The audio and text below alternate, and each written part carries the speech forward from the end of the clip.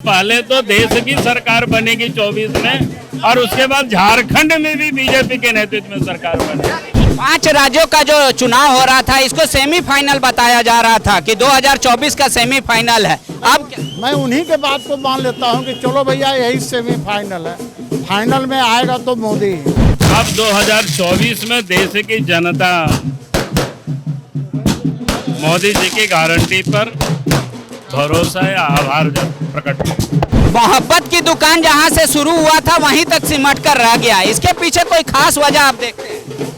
राहुल जी का मोहब्बत की दुकान नहीं है, तुष्टिकरण की दुकान है। कार्यकर्ताओं ने जी तोड़ मेहनत करके भारतीय जनता पार्टी को जिताने में अहम भूमिका निभाई है और जनता ने भारतीय जनता पार्टी पर विश्वास व्यक्त किया। राज्यों में चुनाव परिणाम आ गए हैं, 3 राज्यों में बीजेपी को जीत मिली है। झारखंड बीजेपी के प्रदेश अध्यक्ष हमारे साथ है। सर, 3 राज्यों का जो परिणाम आया, आप इसको किस रूप में व्याख्या करें?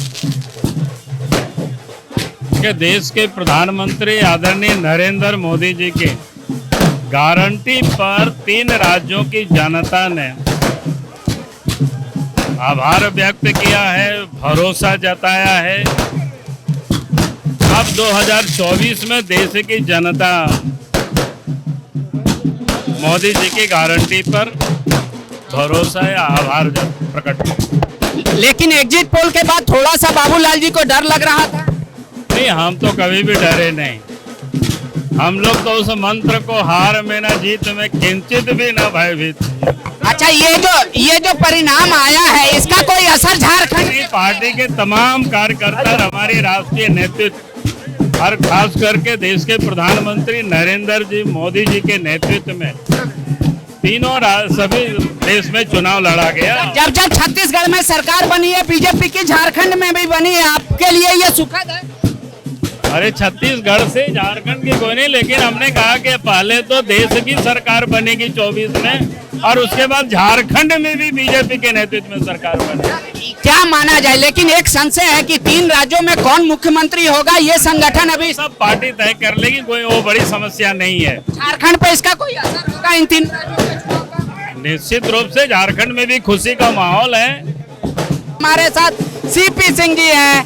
3 राज्यों का चुनाव जो परिणाम आया, आप इसको किस रूप में देख रहे हैं और आप इसको कैसे बयां कीजिए? देखिए, सबसे पहले तो हम लोग बहुत खुश हैं और वहाँ की जनता को मैं बधाई देना चाहता हूँ जिन्होंने भारतीय जनता पार्टी में विश्वास व्यक्त किया है।